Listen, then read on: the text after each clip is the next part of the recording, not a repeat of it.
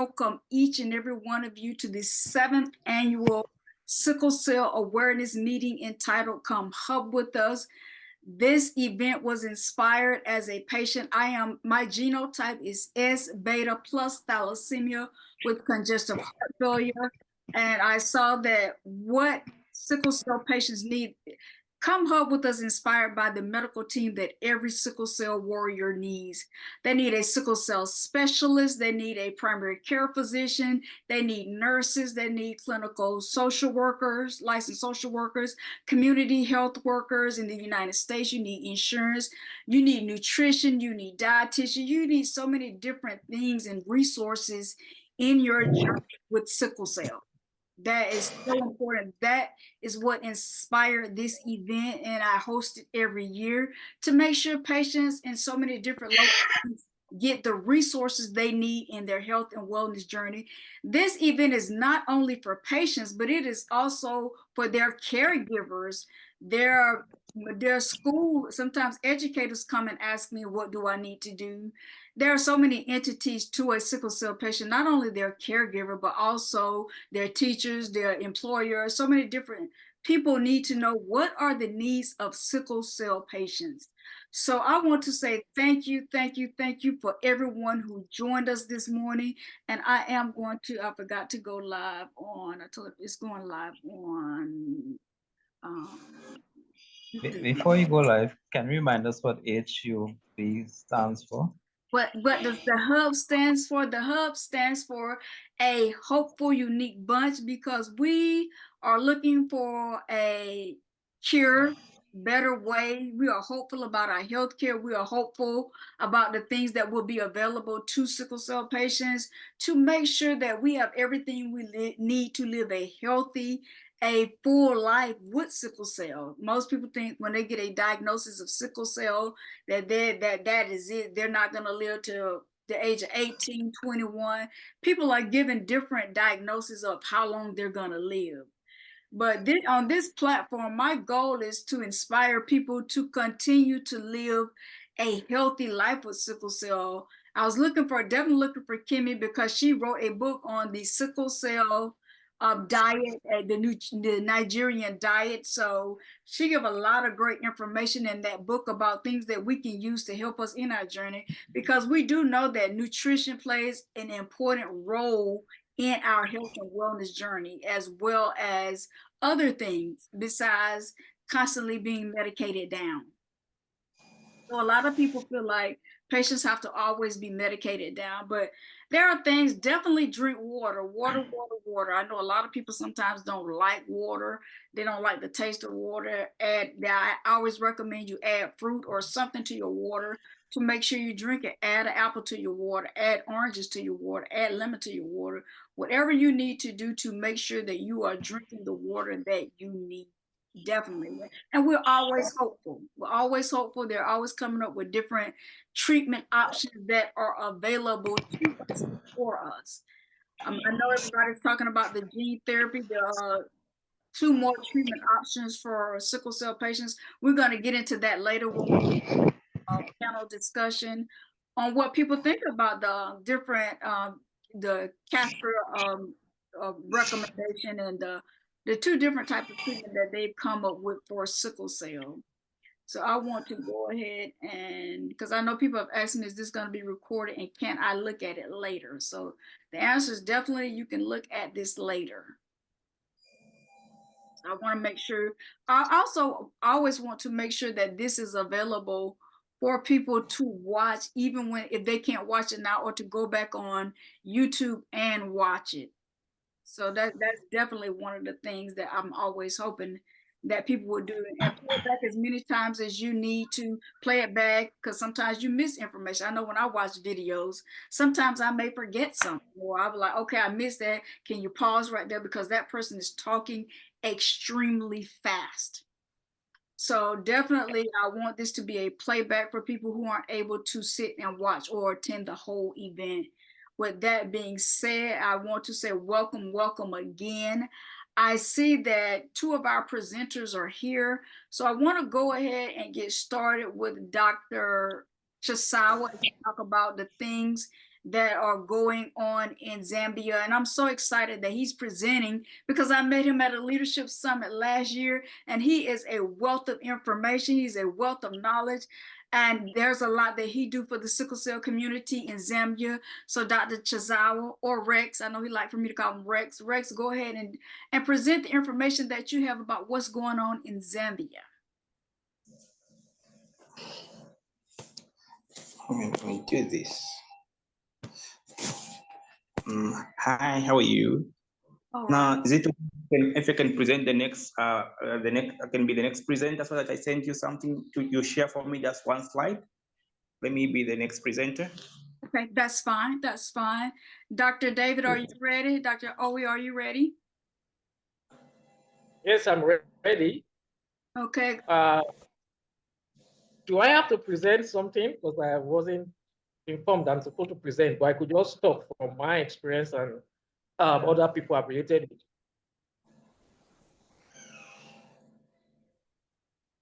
I can't hear you, Monica. You're muted, Monica. I know that you have several books that you have published that have you shared a wealth of information, Life with Sickle Cell Anemia. I love that book. So share information and your experience with that. Okay, good evening, everybody. I'm currently in Jizan, Saudi Arabia. Coincidentally, Jizan is noticed to have the highest proportion of people with sickle cell disorder and blood disorders in Saudi Arabia. And I see my hematologist say, and I'll try and share some of my experience based on my own experience of sickle cell disorder and other people. I just have 10 minutes, so I'll quickly speak about it. One of the things that sickle cell causes, which I'm dealing with currently, is chronic leg ulcer. I've had 2 experiences of chronic leg ulcer while I was back in Nigeria. This is the 3rd experience. And when I presented at the hematology clinic, the hematologists were surprised because for people with sickle cell disorder in Saudi Arabia, they hardly present with chronic leg disorder, chronic leg ulcer. Okay. So those are areas where there is need for more information. Because even when I go meet the nurses for dressing or the doctors, they asked me, do I have diabetes? And I said, no. I had to do a presentation while I was dressing the chronic leg ulcer. It's on my right ankle. Medical students were around and I took the opportunity to educate them about it. And I discovered that most of them don't even know that people with sickle cell disorder are predisposed to having chronic leg ulcer. So I was able to use my experience to point out that knowledge to them.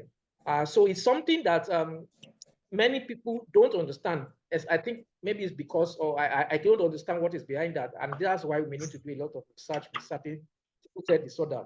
There are certain people with sickle cell disorder that do not have chronic leg ulcer. What is the reason for that? I don't know. But in Africa, I have to tell them in Africa, we have a lot of people with chronic leg ulcer. I have met people that have experienced it for 7 years, 10 years, and they were like surprised. So those are areas of concern. Last year, I did audiometric testing, peer testing. While I was in medical school, I knew that sickle cell disorder can cause hearing loss. There are 2 types of hearing loss, conductive and sensorineuria. Yeah. And so when they did the testing for me at the audiometry, they detected that I have an early stage of hearing loss, sensorineuria hearing loss.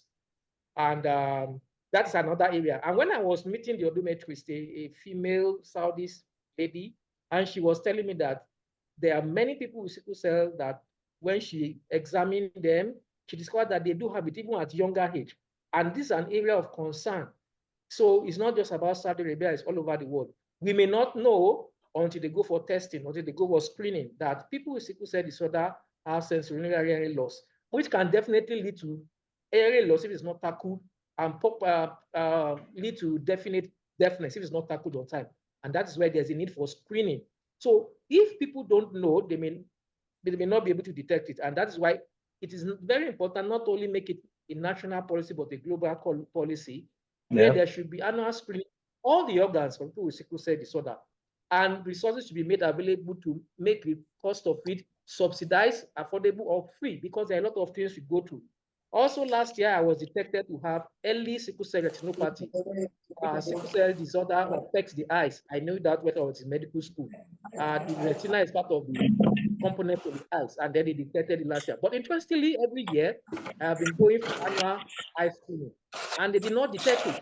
So last year, they did not detect it. I do screening once in a year. So maybe there is a reason now that we need to know that how many times in a year should we do eye screening to be able to detect retinopathy, because if I've been doing annual eye screening once a year and did not detect it, and then last year I detected it, then it means we need to increase the frequency of it.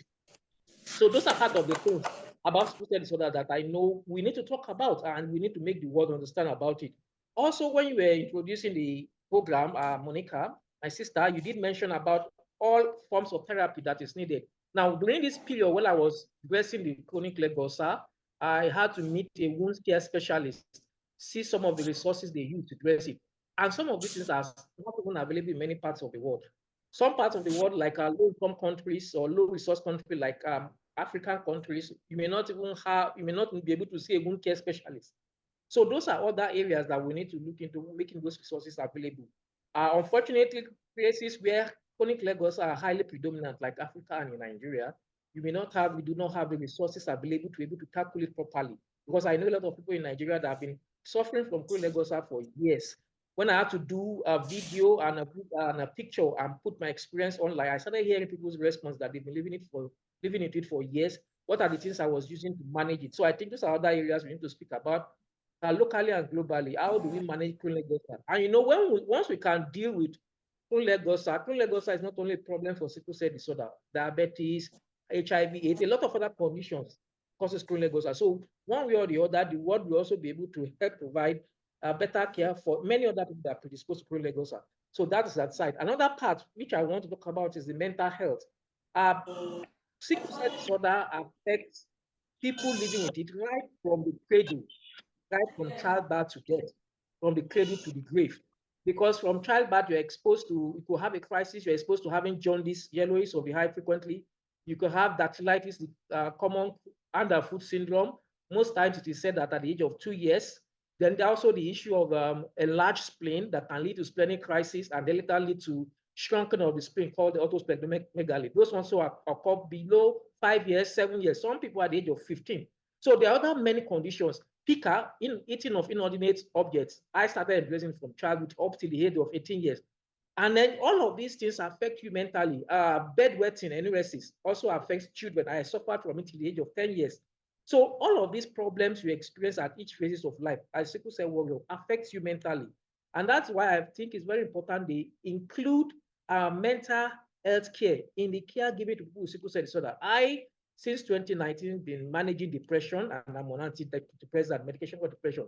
But I had to reflect back and ask myself, sincerely, there are a lot of things I've suffered from sickle cell disorder, which affects the mind, but there was no care given to the mind in the past. But when I was suffering from enuresis, bedwetting, how did people know that it was due to sickle cell disorder? That was in the 80s, 90s. Nobody knew that it was related to sickle cell disorder. It was after I was like 30 years or 40 years that I got to know that, that experience I had was due to sickle cell disorder. And when I shared my experience, many people that were suffering from it, I was surprised that even some adults with sickle cell disorder still bedwet. So those are areas that there is a need for a holistic global approach to tackle most of the problems affecting sickle cell disorder. And I do tell people, one of the ways you can know about how sickle cell disorder affects the body is this. Sickle cell disorder is the problem with the blood. So every part of the body that the blood supplies can be affected. Every organ, the brain. I was diagnosed like 3 years ago with silent stroke. But while I was in medical school, we were taught that silent stroke means no symptoms. So thank God I never went to stroke. But while I was in medical school, we were taught that the risk of stroke occurs in children with sickle cell disorder. Now, as an adult above 40, I'm getting to know here in this country, Saudi Arabia, that even adults with sickle cell disorder do suffer stroke. And then there is a need for change of the narrative that is global. Because I discovered that, I remember I was discussing with Mwakwe Mila, a sickle cell trait warrior. She has AS and she suffered stroke. And she told me about the ordeal she experienced, that she was telling the doctor that, she had had many symptoms related to sickle cell disorder and that she suffers from sickle cell disorder like those who have SS, but they refuse to believe her. Now she's suffering from many complications, but because the narration from the medical textbook is that, no, if you have sickle cell trait, you should not have the symptoms, you should not have the crisis and complications. But you have many people with sickle cell trait that are suffering from those experiences. She doesn't have thalassemia, just sickle cell trait. And she has had pulmonary hypertension. Pulmonary hypertension is caused by sickle cell disorder. She has suffered from stroke and many other conditions. So these are the reasons why we need to keep talking about sickle cell disorder to change the narrative, because there are still different parts of the world that they do not believe that people with sickle cell trait can have the crisis complication of people with SS. Here in Saudi Arabia and Gizan, I had to discuss with the hematologists, and they said they have a lot of reservoir of people with sickle cell trait that suffer the same complications and crisis like people would have sickle cell anemia, SS. And I asked them, how do they manage with it? They said they just listen to them and then treat them. So they have people with sickle cell trait that they place on hydroxyurea, just like they have people with sickle cell anemia that are on hydroxyurea and other medication, because they don't just discard the information they tell them, they manage them holistically. So if we can get this information all around the world, because there are still part of the world that do not believe that people with sickle cell trait can suffer from crisis and complications of sickle cell anemia, SS. And once people with sickle cell trait present with it, they will not listen to them, especially and unfortunately, even healthcare workers. I have had healthcare workers that had to struggle and shout and discard information that were being shared with them. Like people who have sickle cell trait complain that they have brain crisis, and they are saying, no, you cannot have brain crisis because you have trait. And they are telling them to go on paracetamol. I can't even imagine it when I'm having pain crisis. I've used many other medications, and then somebody's telling me to go on paracetamol. Are you serious? And if these are the kind of last front line of care that you meet, the health workers, and they are not listening to you, then who will listen to you? And that is why sometimes people with sickle cell disorder suffer unnecessarily, be it sickle cell anemic, ASS, SC, or people with sickle cell trait, AS, AC. And this is why we need to make it a global voice, that they should reconsider that narrative that people with sickle cell trait don't suffer from the complications and crisis of sickle cell disorder. So there are a lot of issues to talk about. I talk about the issue of mental care. Mental care should be put in place. Maybe some of our people are sickle cell, who live with sickle cell, well, maybe if they start receiving mental care while they are young, they may not start having mental health problems. Like some of us have depression, anxiety, and the rest. Maybe if you have started receiving mental care from childhood, it will have helped us to be able to find some of these things. So, well, thank God we're having the opportunity to have a platform to talk about it now, so that other people will not suffer from the things we have suffered. Thank you, Monica, and everybody.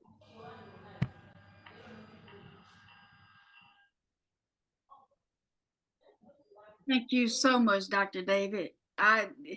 You always have shared a wealth of information with us, and I've read your books, and that it's a wealth of information about sickle cell, and I love the fact that it gives a different perspective of having sickle cell. I love the fact that you use the word disorder.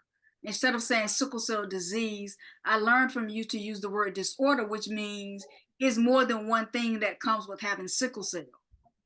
It's just not one thing. It's sickle cell and diabetes. It's sickle cell for, like, if I use myself as an example, it's sickle cell and congestive heart failure. So it is definitely it is a disorder. So thank you so much for that, Dr. David. I greatly appreciate that. The next person that we're going to bring up is Miss Kimmy. Miss Kimmy, are you ready? She is another published author and I read her book, The Sickle Cell Diet, and I love it. A lot of the things that's in that book, I have started applying into my daily diet and the way that I eat and nutrition. And I like how she talked about micronutrients as well as micronutrients. But I'm not going to take her moment. I want to welcome to everyone Miss Kimmy, the author of The Sickle Cell Diet. Miss, take the platform, Miss Kimmy. Thank you so much for being here. Thank you so much. Thank you so much, Monica. Thank you so much for having me this evening. I'm Kemi Oguntimehin from Nigeria, and the author of the book Sickle Cell Diet. And today I just want to share with us the importance of sickle cell diet, the importance of diet in managing sickle cell. You know, and I grew up in a rural community, and in that rural community, there were little to no access to information about management of sickle cell. And this affected the way I grew up badly. It affected my growth, and I became a target of bullying. Like, people bullied me because I was very small. Like, everybody was growing, around me except me. So I kept remaining as the smallest girl in the class, and then people have to call me with Smally, stout bottles. They have to compare me with so many things.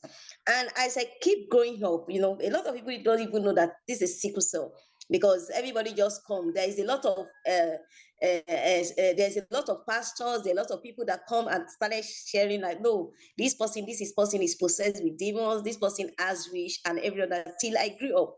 So, fortunately for me, I'm a science student, which allowed me to study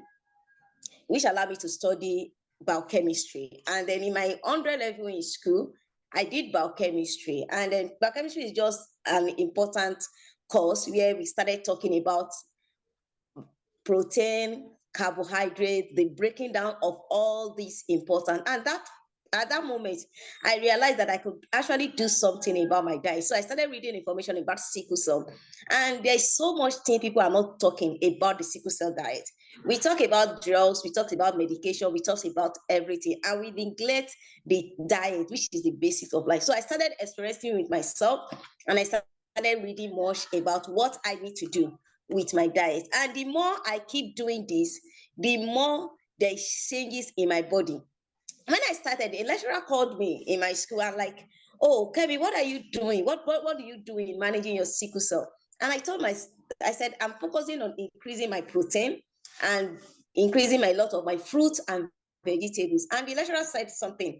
He said, you are already 18. You can't grow more than this. There is nothing protein will do for you at this age. And I said, well, I've tried everything possible, and I don't know if it's going to work or not, but I just want to try it. Even though if it doesn't work, it doesn't stop anything. I'm just eating food, and that's all. And the lecturer said, okay, we are going to see if this is going to work or not. And at the end of the day, between 1 year, I grew up, I was able to reach puberty, I started my menstruation, and there was a lot of changes. The same lecturer came back. I said, oh, Kemi, what is that? I've actually increased my protein. I ensure that I eat 1 egg per day, and I'm taking a lot of proteins. And he said, is that only law? I said, no. I said, I take a lot of water, I take fruits, and I take vegetables. He said, but that is working. Do you realize? Oh, I have a cousin that lives in sickle cell. Can you actually help me to talk to this, your cousin, my cousin, and see if what you're doing will work for my cousin? And that's how the lecturer decided to introduce me to the cousin, and I share exactly my blueprint with the cousin, and the cousin actually started improving well, and at that point in time, I was a timid young girl, and I really don't know. So I started my NGO after school. I started my NGO, and I started improving because I was working with kids in rural community, and these kids, there is a lot of issues with poverty. Some of them cannot access their routine drugs. And I started to bring in, see, we might not be able to have access to a lot of these expensive drugs, but you can have access to the diet. So let's try it. And we kept doing it. And we have our children kept improving. So a lot of them are doing extremely well. We are counting years without sickle cell.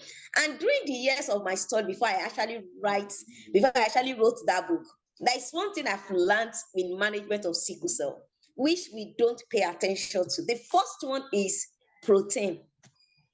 Protein is the most important diet in managing sickle cell. And that is the basis. Everything that affects us in sickle cell affects our cells. And protein is a building block It helps in building red blood cells. It helps in building all the cells in the body. So now I did biochemistry, and biochemistry tells me that protein, when you break protein down, it breaks down to amino acid. And it's that amino acid that the body needs in building anything. So from cells, a group of cells will make up tissue. A group of tissue will make up organs, and a group of organs will make up this body system. And this is exactly where it started from. So without the protein, your body is not taking enough, it's not having enough materials to replace the worn out cells.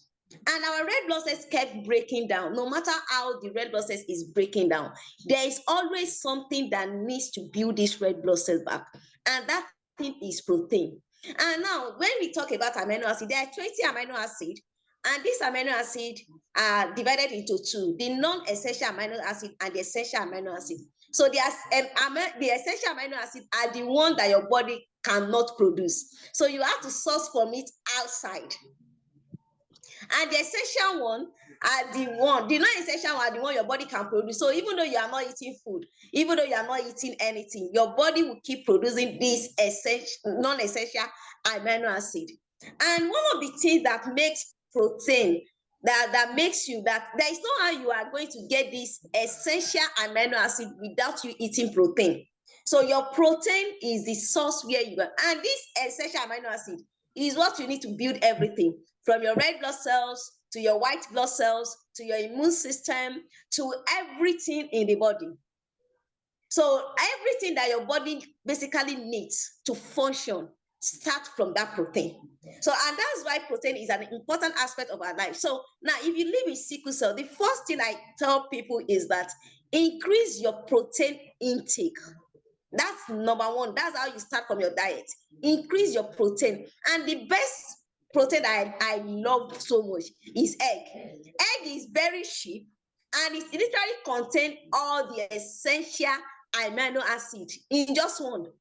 So when you're taking one egg per day, you are sure that you're having access to all your essential amino acid in just one small egg. Very, very simple. So, and there's so much thing that people have talked about protein. People said, no, when I started checking about food diet in managing sickle cell, there are some articles then that came out that said, oh no, people living with sickle cell should not take protein. It's not good. But the question is, how do we want to keep working with our body? How do you want to keep building our red blood cells? How do we want to ensure that our body is functioning at the maximum if we are not eating the right protein? And the first thing I did was to increase a protein in my diet. So you need to keep taking protein. It's very, very important. Your protein is your eggs, your chicken, your fish, your crayfish. As long as it is protein, just increase it in your diet, and you watch your health improving. And now there's something that is very, very common in people living in Africa. So when you look at a child, you can easily see a lot of clinical pictures of somebody that live with sickle cell. So when they look at you, they start stigmatizing. They look at you and say, oh, this child is not growing well. This child has they have a big stomach. Then research has shown us that look we confirmed to sickle cell look was not actually a sickle cell look. It was a protein deficiency malnutrition. And now, because we have the sickle cell in our body, the sickle cell is always demanding energy. So how do we have to why is it necessary for us to take protein? Because of sickle cell that occurs in our body, our red blood cells is breaking at a faster level than normal. And because it's breaking down at a very high level, the body building blood is an important thing to the body. And whenever you are eating food, the body wants to take it wants to take the most important work. That's what the body wants to take. So it's just like when you are a pregnant woman, whatever that the child needs, the child takes it first. It doesn't care about if you don't have enough protein in your body, if you don't have enough calcium. The child keeps taking what they need, because that is what is more important to the body at that moment. So any other thing, that's when if the child has taken enough nutrients, then the child can now left the remaining one for you. So that's why when you are pregnant, you are told to keep eating food, to eat balanced meal, so that your child doesn't lack. And the same thing occurs in body. Blood is the most important aspect, because the body keeps producing blood. Blood is life. And because of sickle cell, the red blood cells has already been breaking down at a very faster rate. So now everything that is important to the body is to keep producing these red blood cells. They don't want to care if your immune system is low. They don't want to care if you don't have enough hormones. They don't care. They just want to keep producing that red blood cells. So you have to keep supplying them materials to keep producing red blood cells. It's after they have enough material that they start thinking about, oh, this person needs to grow. This person needs to have hormone. This is time for puberty. This is the poverty stage. This child needs to develop breast. This child needs to develop. That's when the body is not thinking about all that things. Those ones are non-essential to the body. except the body builds red blood cells. And what are the materials that the body needs for building the red blood cells? It's protein. So you cannot say you're managing sickle cell without that protein. You need the protein. You need to take a lot of it. And the protein is, if you have a lot of research that have been done, but we want to focus on every other thing. We want to focus on the drugs. We want to focus on, no matter what drugs you are on, if your diet is not correct, then it looks like you are doing everything and it's not working. So that's exactly what the body needs. So the body needs a lot of protein. And when the body has access to this protein, that we can now realize that our body starts improving. That's when the body has enough materials to build immune system. That's why the body has enough material to send to the growth hormones. That's why the body has enough material to tell you that, oh, you need to grow, because the body has to do the right thing.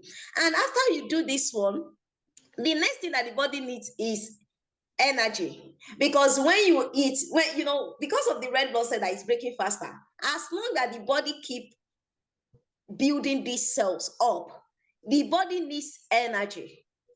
If you are somebody that in biologic science, we know there's something we call the ATPs. The ATPs are being needed. That's when the glucose break down to produce these ATPs. But now we have the bad carbohydrate and we have the good carbohydrate.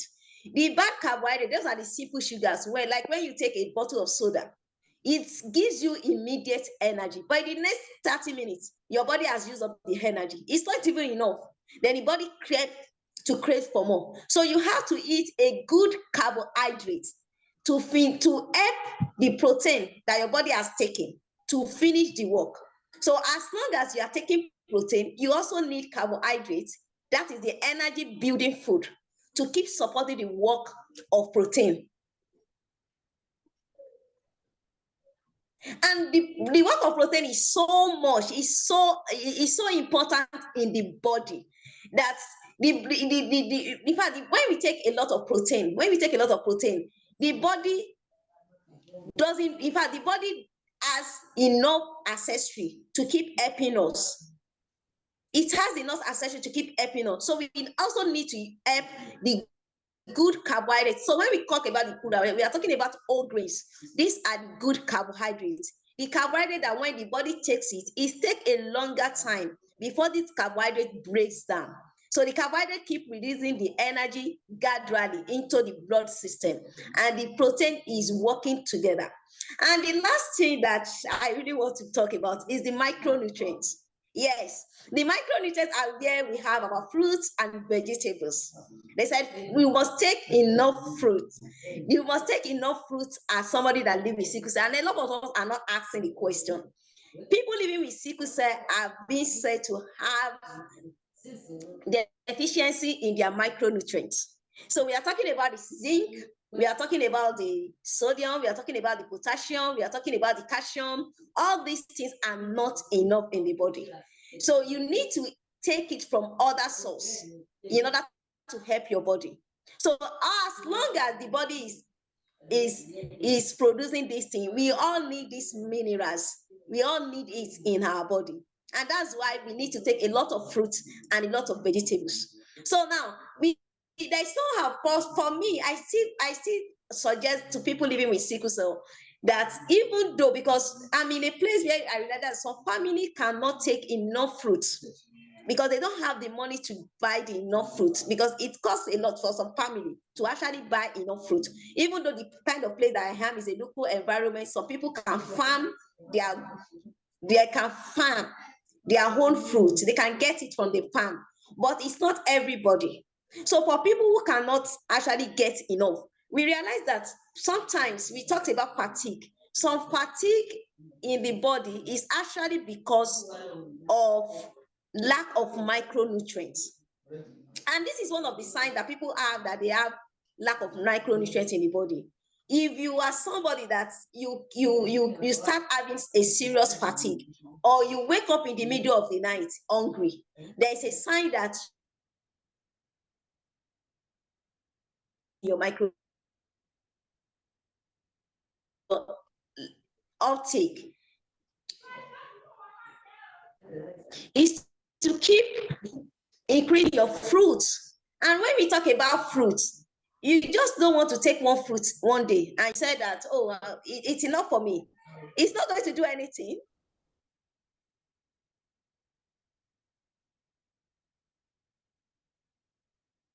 Take more vegetables. You need to take loads and loads of it before your body can actually have access to the right thing. These are very, very minute. They are minute nutrients. So you need to take a lot of it before you can take the one that your body. Can you hear me? Yes, we can hear you. Thank you so much, Kimmy. Okay. You shared a lot of information. I'm pretty sure everyone took something away from something you said. I love that book. I use it as a resource when I'm making different meals and preparing things, and micro and the different types of nutrients definitely kept my attention as reading that book, and I had to keep referring back to it. The next person that we're going to bring up is Dr. Chisawa. Dr. Chisawa, can you share your trying to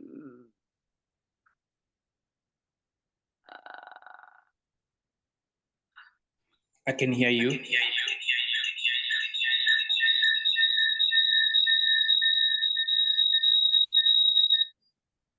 Can you hear me?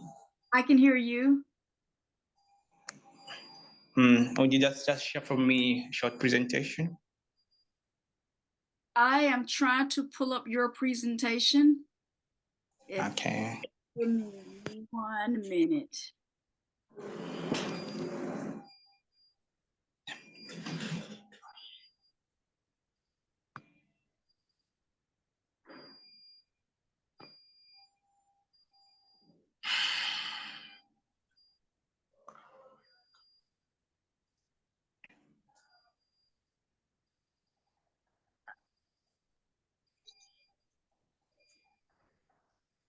You want the clinical report first, or you want the PowerPoint first? PowerPoint first. Okay.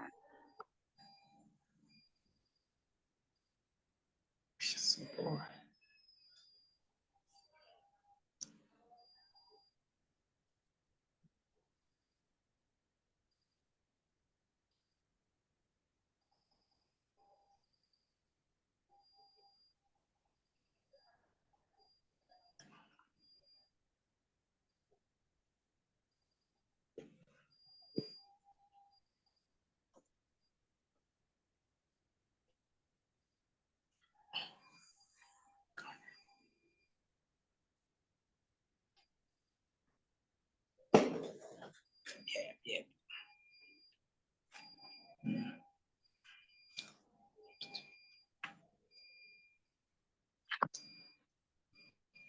1 minute.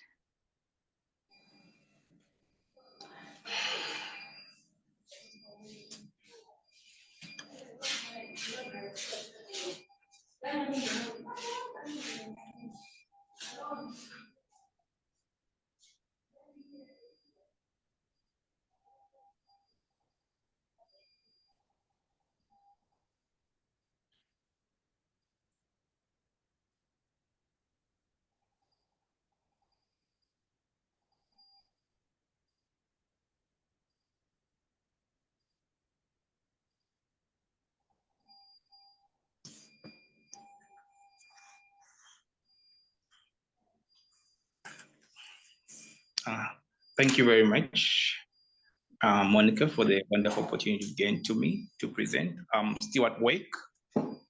Yeah.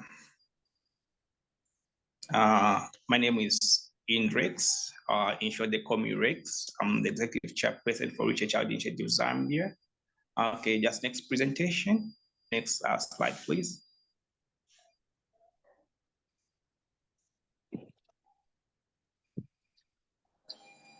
Yeah.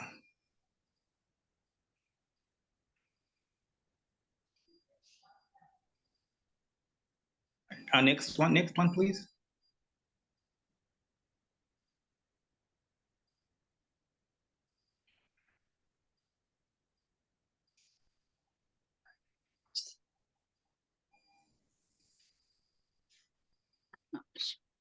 Okay.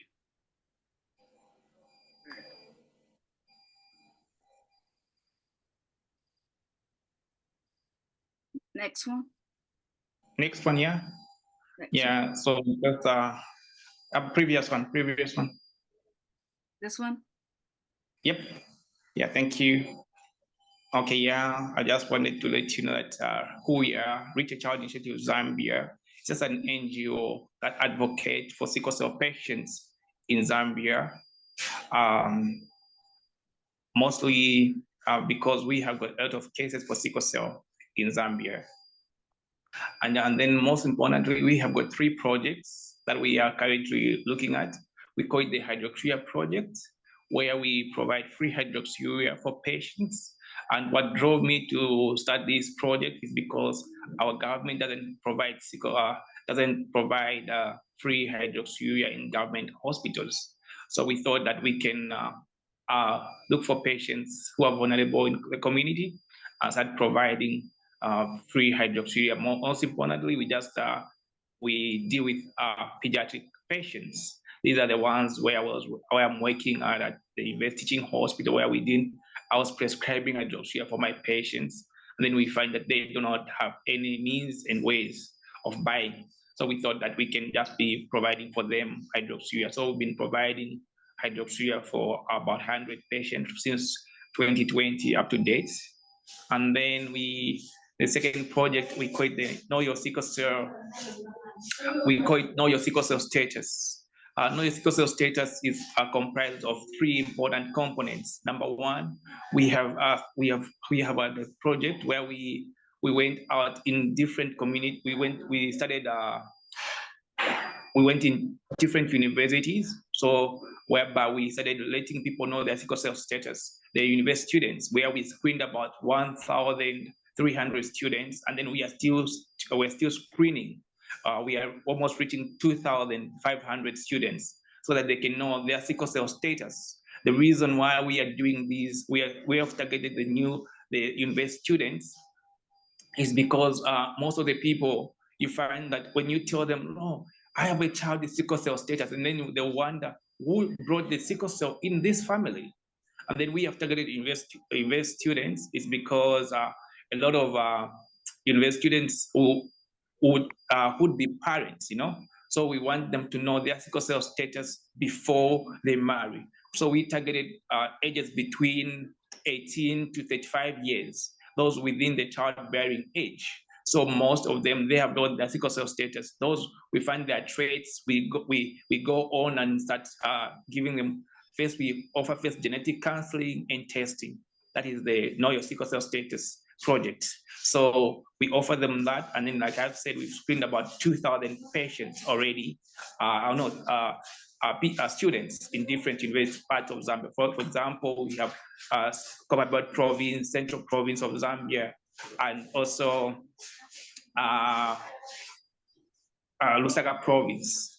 And then the second part of the sickle cell status, we have brought in the clinical aspects, whereby we have incorporated with HEMAX. We've incorporated with HEMAX Health, where they've provided us with HB electrophoresis. So we've installed this machine in different hospitals, about 5 hospitals across the country. We've never had this kind of machines. A long time ago, people with sickle cell disease just used to say, they use sickling test, which has got 64% of sensitivity and precision. So we thought that sometimes you find that this patient under clinical presentation, they have got the trait, they don't have the disease. So we thought that the HB electrophoresis test would give us more accurate results. So we have done, last year, we incorporated ourselves with our partners, where we bought about 8,000 or 10,000 tests, and then we distributed them across the country. So we have been using in these different hospitals, like a pilot project. So these different hospitals are now using HB electrophoresis, one for clinical diagnosis, as well as for clinical monitoring. Those on hydroxyurea therapy, like we have got the hydroxyurea project, we make sure is our hydroxyurea working. And then also for confirmatory, those we find that they've got sickle cell disease or they've got sickle cell trait. And then with this project, we've also found that we've got betathalassaemia as well, because we didn't have the equipment that now we see that other people we find that some people have got both a sickle cell and thalassemia at the same time by using this part of equipment, as well as also the third part of sickle cell status is newborn screening. Using the electrophoresis, we've also we've expanded the newborn screening in Zambia, which has not been happening for a long time. So in these hospitals where they've got these electrophoresis analyzers, they're also now conducting newborn screening, which is a game changer. We are able to treat these children immediately they're born.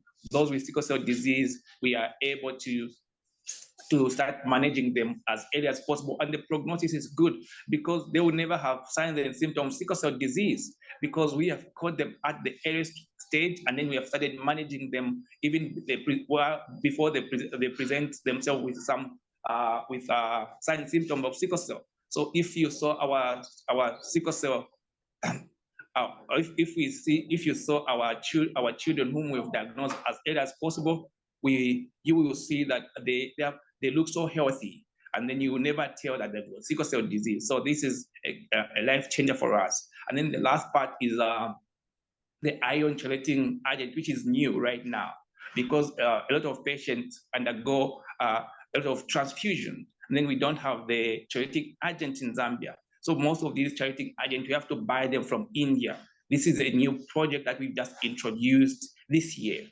So we just got a few patients that we've seen that got high iron levels, and then we put them on iron chelating agents such as dephaloxamine, which is new as well. And then why did we choose sickle cell out of all these diseases? Sickle cell disease is a neglected disease in Zambia, and then but yet we see a lot of cases, more than you can imagine. Our rate is at 18 to 30% in the northern region. And then, as you can see, just next slide, please. Just at UTH and ADH, that is University Teaching Hospital, and at the Children's Hospital, these on admission, they have got more than 16,000 patients on record. This is a huge number.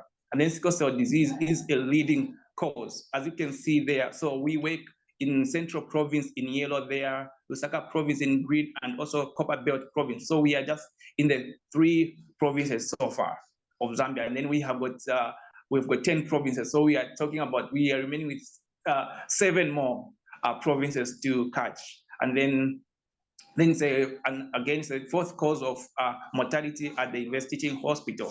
Like I said, it's the number 1 cause, is a leading cause. So if we were to say how many diseases like malaria and other diseases in the Children's Hospital, sickle cell is the leading cause of admission per year. If I were to, for example, today I'm on a call, the majority of the cases that we are going to see children with sickle cell disease, and then they're the ones, sometimes in a day you can have 6 newly diagnosed patients with sickle cell disease in just 1 call. So it is a lot of, now it is because we have got a testing, rapid tests as well that we are providing as a Reach a Child Initiative Zambia called sickle scans. So we can scan them. That's why we know that now in a call we can do them, because it's a bedside, it's a point of care test. So we know in the call we can have 6 patients in 1 day, which we never have. We used to send the test to the lab, but now we can just do it just then and know if this child we're suspecting got sickle cell, we diagnose them there and then start managing them just then and there. So, and then the 4th, 5th slide, please. As you can see, the statistics there, numbers never lie. So in 2021, we can see that sickle cell was the leading cause, 2nd quarter, until to this very day, it is still the same. The graph is still the same. It has not changed. Sickle cell is still the leading cause. So it calls for a lot of things. And then, okay, and the next slide, please. Okay. As you can see, a lot of patients with sickle cell disease are there. So in a nutshell, that is that. I think that's all. Monica can just show, can just bring in the report there. In OPD, we can see all those ones. Those are some of the things. Please, yeah, the other one, please. Sorry. Okay. Yeah, sorry for taking your time, but I just wanted you to know that when you start doing the newborn screening, when you start letting people know their sickle cell status, when you start providing quality healthy, we see a lot of change in this part. And then as well, other part that I just forgot to say, we also run sickle cell clinics. In our as Future Child Initiative, we opened a sickle cell clinic that I am running in Central Province. As you can see there, just these are some of the facilities that we are working with. That is number one. Just where there's Arthur Davidson Children's Hospital, Kitwe Teaching Hospital, Kawe Newborn, Kawe Women Newborn and Children's Hospital, University Teaching Hospital. So these are some of the tests where we place the HB electrophoresis analyzers, and then we are gathering clinical data. Just go on the graph, please. Just on that graph before, just there, as you can see, that's at the Davidson Children's Hospital. You can see that the trait rate is so high in orange. Yeah, so that is the power of using the HB electrophoresis test that we are using. So we know amongst these hospitals which one we will target more, that we'll go and do a lot of tests there. In blue there, that's the number. In gray, as you can see there on number one in gray, that is the number of cases, the confirmed cases of sickle cell disease. You can see that is maybe about 40. So we've got a number of cases, as you can see, all these hospitals, they are recording a lot of cases with sickle cell disease because we have the machines and then we've got the equipment to diagnose them early. So these are include from 0 up to adult. So those are the tests that we are doing. That is that. And then next slide, and just scroll down a bit. That was from 0 to, those are some of our children from 0 to, so this one is from 7 to 12. That one which I showed you was from, just go back a bit, please. Sorry to tell you, go back one more time.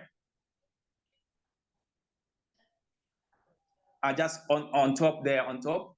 Okay, so these are patients from 4 months to 6 months. And then when you go on top there, it's from 0 to 3 months. So we have categorized the ages so that you know that the newborn screening is also working for us. So those are some of the things we are doing. Apart from just doing that, we also do community educate. We also train doctors and nurses and other health workers on the management of sickle cell disease.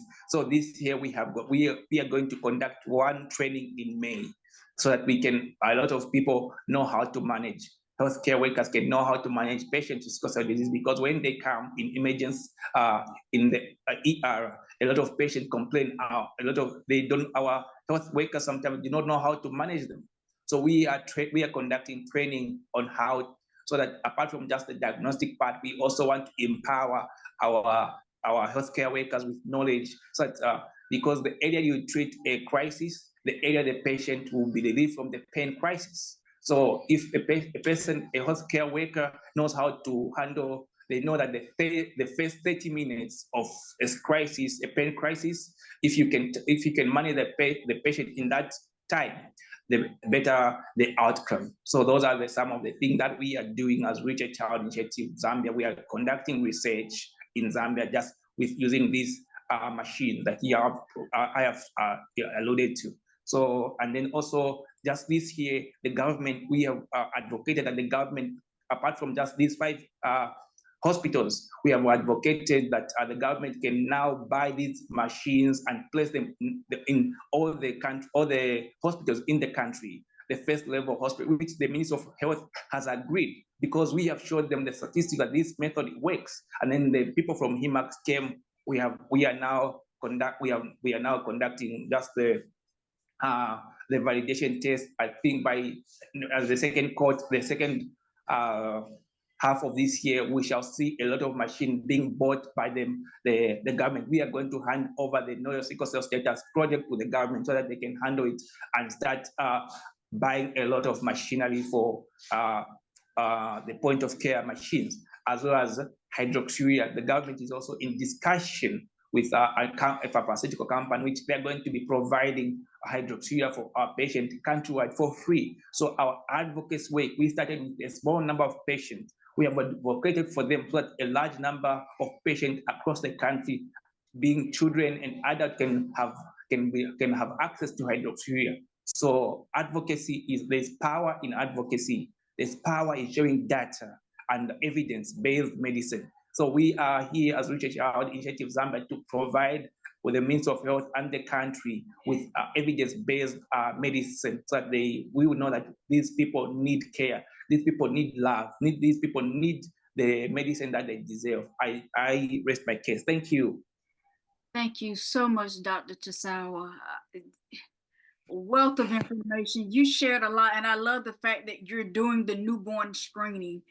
Some places they have stopped doing newborn screening, which puts advocates back in the place of we need newborn screening. That I think that's how I got skipped, because I wasn't diagnosed till I was 38 years old.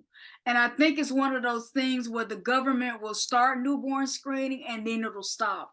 From the research that I've done in my area, the last time they did newborn screening for sickle cell was back in 1982.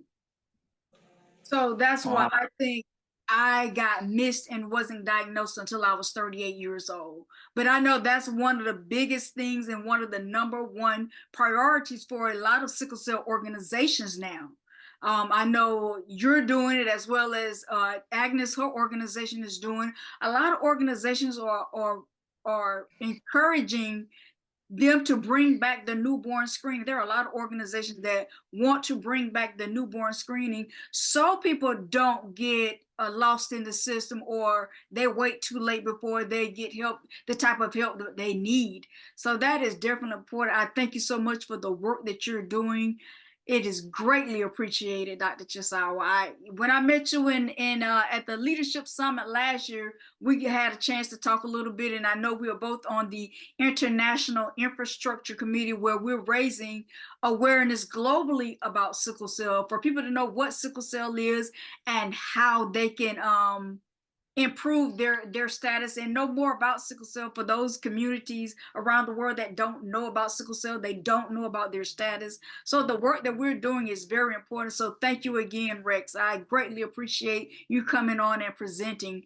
The next person that I want to bring up is no stranger to my platform. We've talked many times, and I enjoy every time we have a conversation. It gives me an opportunity to get that Caribbean vibe when I want that Caribbean vibe. So I enjoy talking to this young man. We've talked several times off camera. So I want to bring up my next presenter, who's doing a lot in Trinidad and Tobago. I love that he's doing the run for sickle cell, as well as the blood drives that he's doing. Blood drives is not one of the things that I'm doing, my organization is doing, but there are other organizations that I partner with when it comes to doing blood drives for sickle cell and making sure we're getting the blood donation that we need in order for patients to have their blood exchange or do whatever they need to have done. So the next person I want to bring up, or speaker, is none other than Mr. KW Young. Take it away, Mr. KW. Greetings, everyone. Caught by surprise as usual. I thought I'll be last. Thanks to Monica. I just want to be a very sexist statement and encourage more men to, well, actually, this morning we have Dr. David and Dr. Chisawa, and we have one person, Kimmy, so we actually are outnumbering women today. So that's something to celebrate. So far, anyhow, because I'm sure by the time the presenters are finished, there'll be more women than us. So again, Monica and the Hub community, thanks for having me. As Monica indicated, I'm from the Twin Island Republic of Trinidad and Tobago, and the Southern Caribbean specifically. We have really nice weather today, really nice warm weather, sometimes interrupted by some drizzles, so it's cool as well. And like the international community, living with sickle cell disease has its ups and downs. So I want to speak, as I've been asked, about awareness in Trinidad and Tobago. So I'm in my 63rd year of life. Thank the Creator for that. I say that because if you ever encounter anyone who is not speaking about their condition, specifically sickle cell disease, I stand accused. I have been quiet for at least 53 years of my life until I joined an organization here in Toronto called the Society for Inherited and Severe Blood Disorders. So the information I have historically is what I've been told and not what I've experienced. So I want to start with the fact that in the 60s, when people like me were born, the general statement from our medical care community was that if children die, we don't know how to treat with them. Fast forward to 1984, thereabout, or 1983, when this society was formed. And since then, a lot of great news. What do I mean? I was writing down the total of hematologists we have in Trinidad and Tobago. I understand as a global benchmark, every 100,000 people you have in your community, you should have one hematologist at least to treat people with blood disorders. And I should add that SISVD, that's the acronym, umbrellas 4 different blood disorders. And I want to quickly mention what they are. That's hemophilia, von Willebrand, 2 bleeding disorders. They each affect mainly one sex or the next. Then there's thalassaemia and, of course, sickle cell disease. And thalassaemia and sickle cell disease are cousins. So I live with sickle cell SC, and it is important that we share. I've learned so many reasons why it's important to share a story. I've forgotten most of them. But most importantly, we are living long as a global community, and I've been fortunate to head into 6 decades now, into the 7th, and there are people living longer than I have, and we are not being researched because most people are still considered, dying early and so on. So in Trinidad and Tobago, as I mentioned, in the 60s, that was the message, we don't know how to treat the children, and in the 80s, a very famous doctor who is not known. Let me say it again. A very famous doctor who is not known. Dr. Waveney Patricia Charles came here, treated everyone with every blood disorder. Oh man, she did hematology and oncology for about 20 years on her own, all the while trying to create systems. I believe one of the first systems she created was a clinic that specialized in blood disorders, and post-sickle cells included in that. And once that clinic was started, the organization was started. And mind you, it was started as a thalassaemia organization, and then Minister of Health suggested that they include all disorders so we can get things done. One conversation gets everything done. So it fast forward to 2024, we have approximately 10 hematologists in this island, along with 1 pediatric hematologist. That needs a round of applause. I know we don't have time for that, but that's an amazing thing. I want to piggyback on some things that were shared before. Universal newborn screening. Tobago is a small of the 2 islands, about 60,000 people on the island. They've been running a universal newborn screening program consistently for 16 years. Dr. Charles, before she died, mentioned in my prison it's a golden global standard. It's not well known because, of course, it's a small island in the Caribbean, but they've been able to keep it alive. I want to add that not without a challenge, but they're not the longest running, but the longest consistently running. We have an island called Jamaica. Their program started forward, but they've had gaps. And Tobago follows their folks up until 15 years old, at least, sometimes longer. Every hospital that has a clinic, well, every person living with sickle cell disease has access to hydroxyurea, free of charge. You can go to any hospital here in Trinidad and Tobago if you're in crisis. Well, because I'm speaking to this population, I'm saying crisis.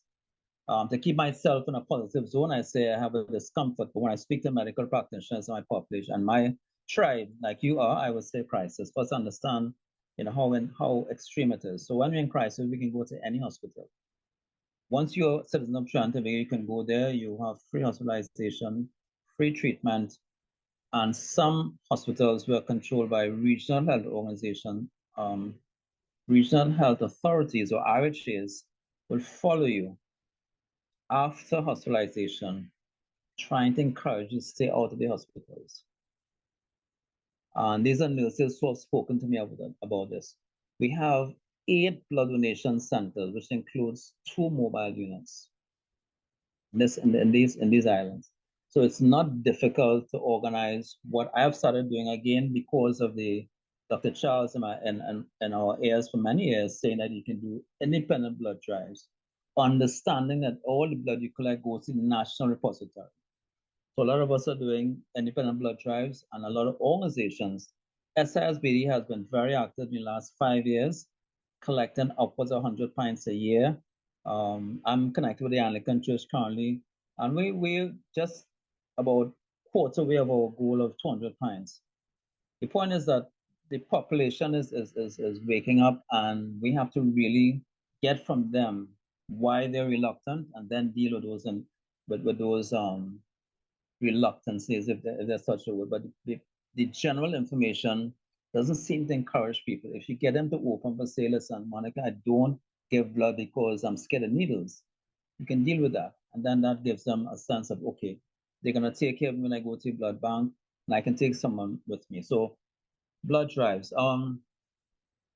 Options to care, because Trinidad and Tobago is open, we have some societies where you don't have easy access to internet and so on. People are able to privately treat if they so wish, because we have at least 2 hematologists who work in the private sector, and they can get medicines that may not be in the formulary. But the thing is that it must be for personal use. Kenny, you said everything I want to say about nutrition, and I just want to tell you that you have a large population emerging in Trinidad and Tobago that is embracing nutrition as an option. Now, we know the term disease or disorder modifier. We talk about things like hydroxy, oxybrighton, diarrhea, and so on.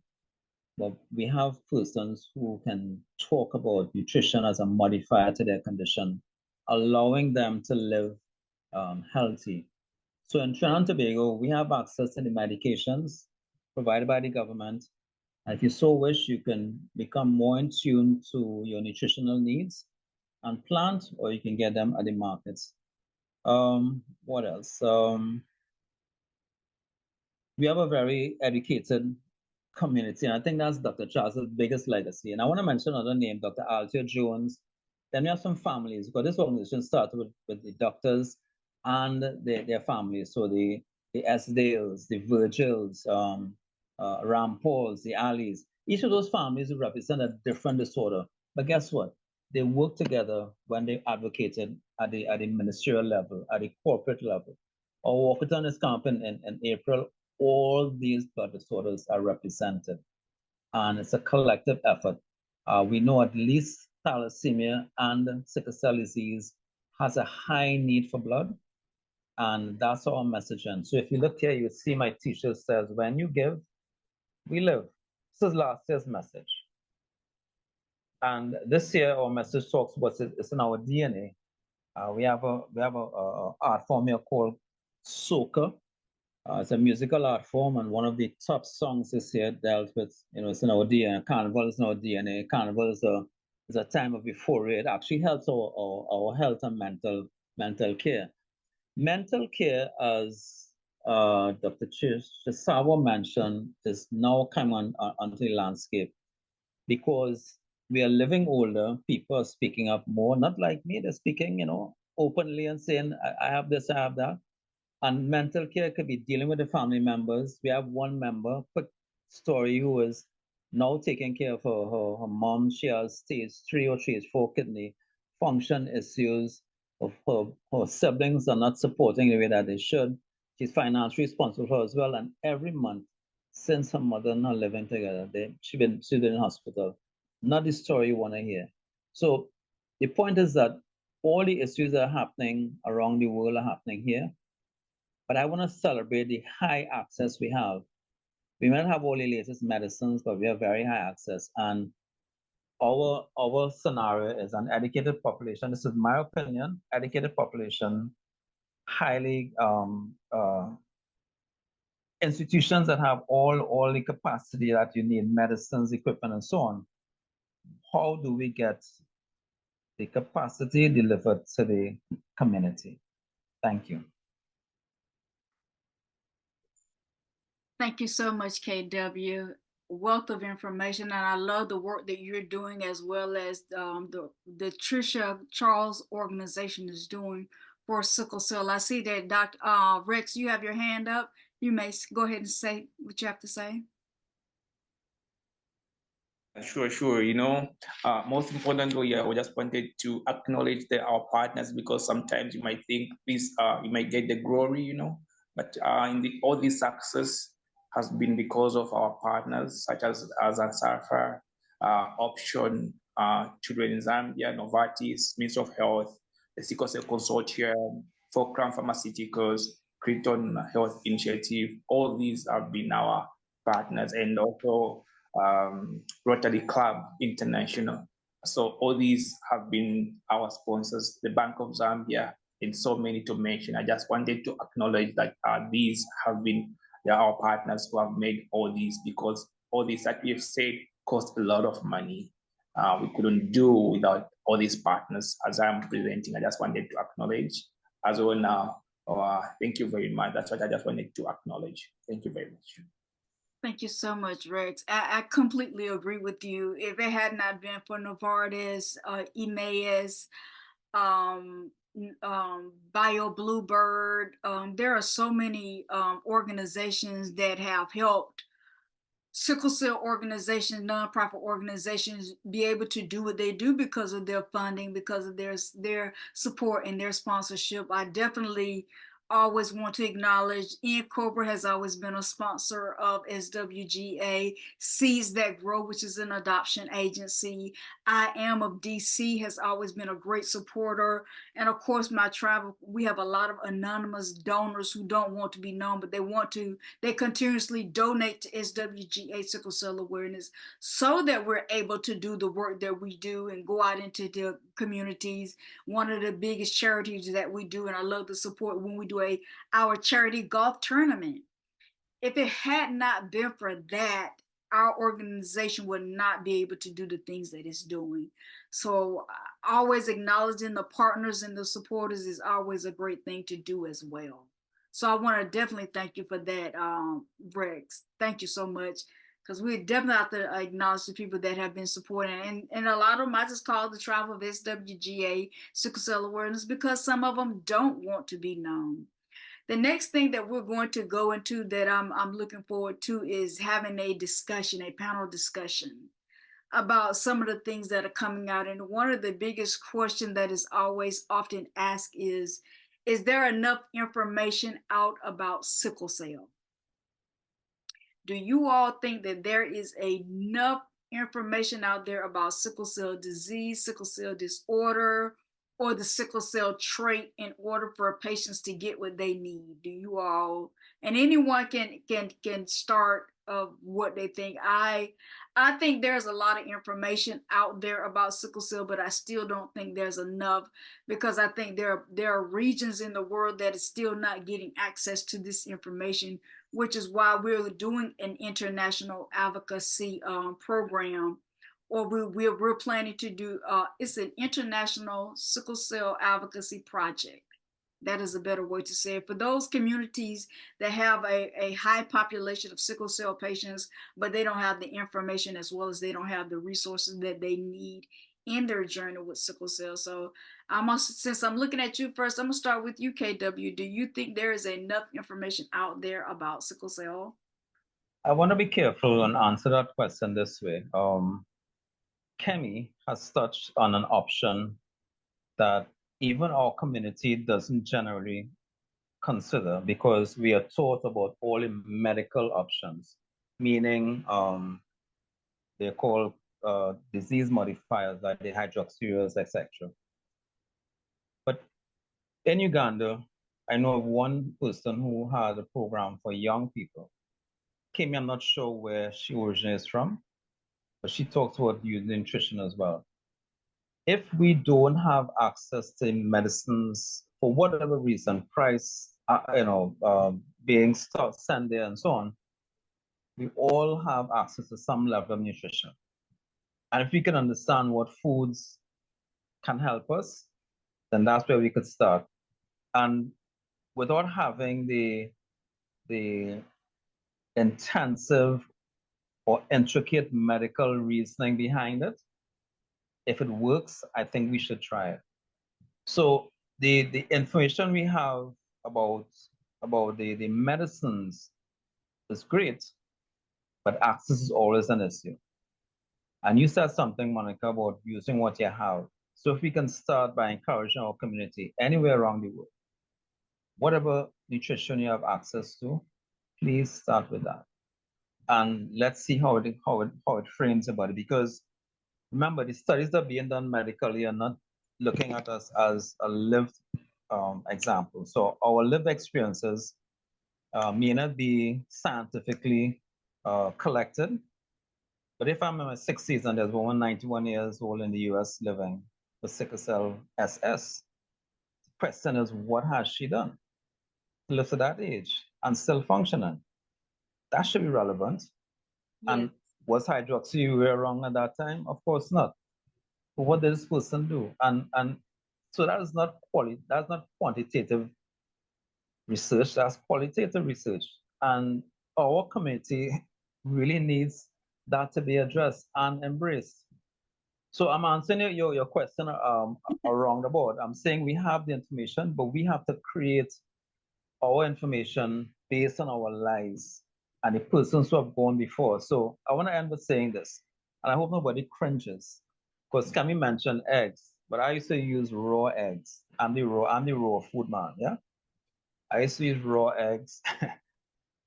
Let's crack the egg and drop it. And this is my parents having an intuition that I'm not sure if I'll ever have. Both my mom and my dad, they were hardcore nutrition beets before they were food, like they now they're called nutrition extractors. Long ago we just had the blenders. So when you blend the food, there's still a lot of stuff in it. You either strain it or you drink everything down. So they would give me beets, carrots, and whatever else. They may or may not strain it. And if they strain it, they're gonna make patties out of that and I have to eat that. Nothing is wasted. And then I had the raw chicken organs like liver, gizzard, heart. I just remember I used to have raw yolks as well, egg yolks. And whilst I was ill, my recovery, I was able to live a very good life. And I'm saying very good because when I listen to what has happened in Trinidad and Tobago at the same time, I've had a very blessed life. Even now, my life is very blessed.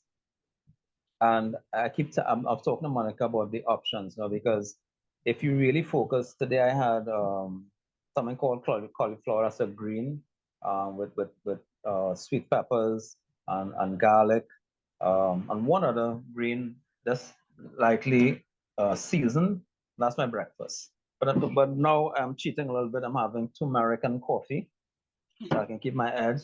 But turmeric is good for inflammation and so on. So I'm saying that for those who are living longer, Monica, you don't qualify. You're only 25 years old, so you can't qualify for this group. But certainly, if you're around people living long with sickle cell disease, just ask one question: what have you done? And that information is the information we need to look at until our global community, our global tribe, has access to all the medical stuff. Maybe at that time, our dependence on medicine with equal nutrition, I may do that.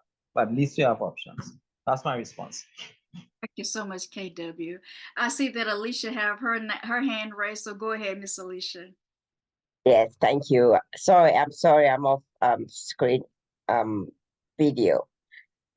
All right, now it's been a very interesting, conversation and presentations. I appreciate it very much, and thank you for inviting me to your meeting.